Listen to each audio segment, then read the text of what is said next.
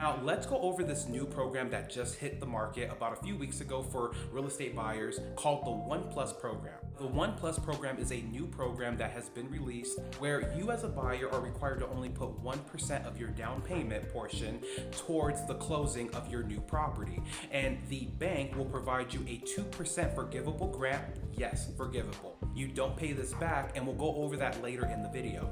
Now, you might be saying that this is way too good. The strings are way too attached. What's going on? So we're going to talk about the benefits, the small disadvantages of this program, and I promise you they're very small, especially if you are just starting out trying to buy a property, a home, especially a condo. So going back to the One Plus program, you put down 1%. So if you're buying a property for $350,000, you would put 1% of that price down for your down payment, which would be $3,500. Then you will have the bank or your lender that will provide you that 2% forgivable grant, which will be an additional $7,000 if you're buying a house for $350,000. You combine that $7,000 number to your $3,500 that you put down, the 1% to their 2%, you get a total of 3% down of $350,000, which is about $10,500 right for your down payment. But you only put $3,500 of that $10,500 portion. Super exciting.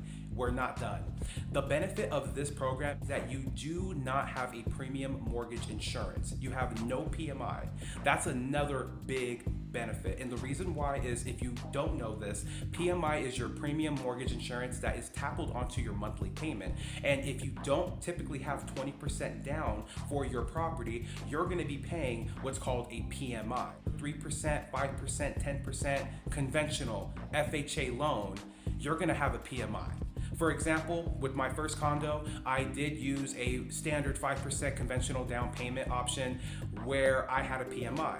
Now, my additional insurance on that PMI is $88. But for people who are buying homes that are over $400,000, $500,000, your PMI will most likely be anywhere from $100 to maybe $300 additional on your monthly payment down.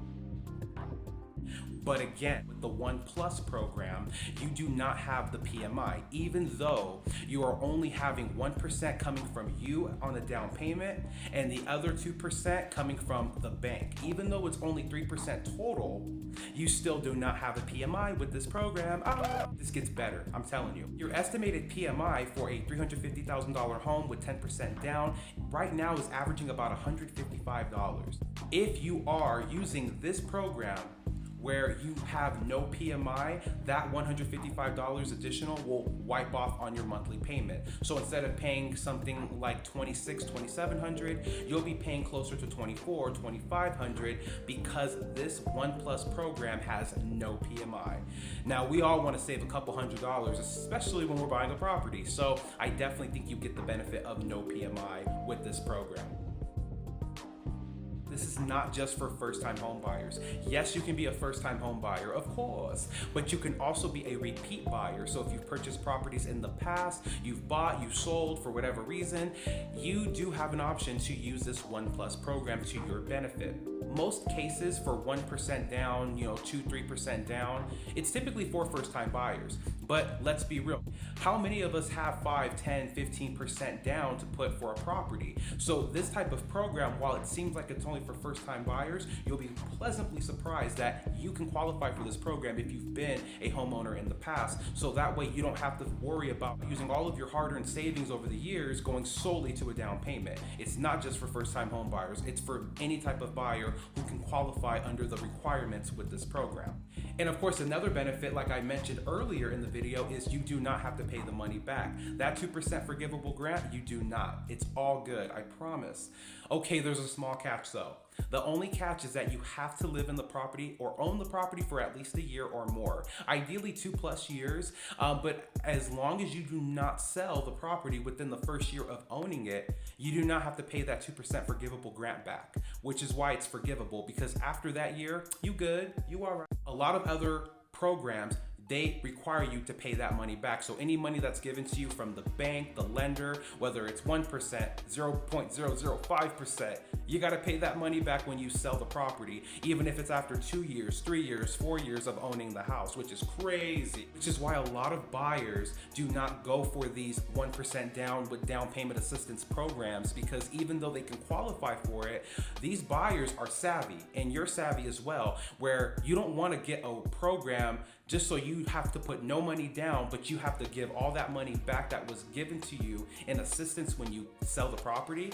What's the benefit of being a homeowner if you have to give all your profit away when you sell? And that's why the One Plus program is super ideal, because if you do have money that you want to make from the sale of this property, if you buy it and hold it for a couple of years, you do not have to worry about paying back that 2% grant when you're ready to sell in a couple of years. Equity, everything that builds up in that property over time will come back to you once you're ready to sell, which is a huge benefit of being a homeowner. I'm pretty sure it's one of the benefits, right?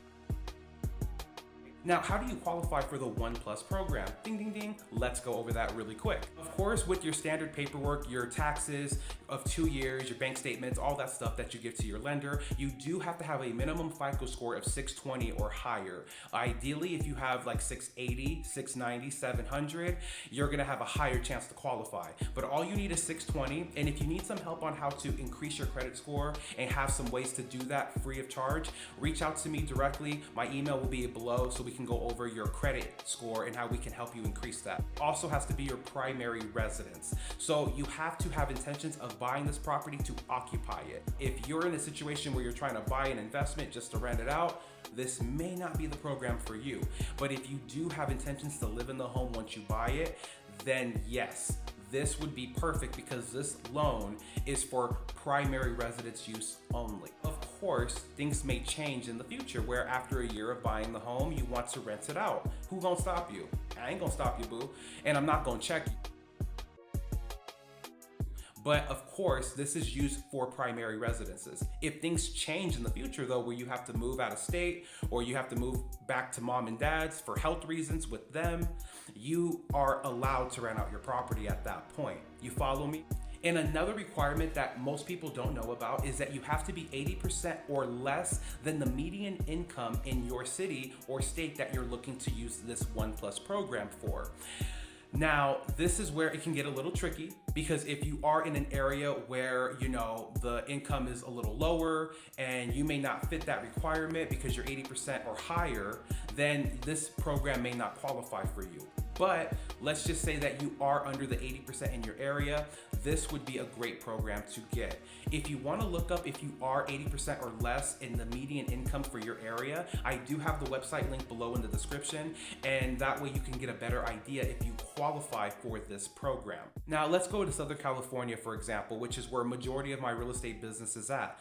In San Diego, where I'm from, if you type in San Diego, you're going to see the number for the median income is right around 93,000 for 80% or less. So that's the number you have to look at, the 80% or less median income. So San Diego is right over $93,000.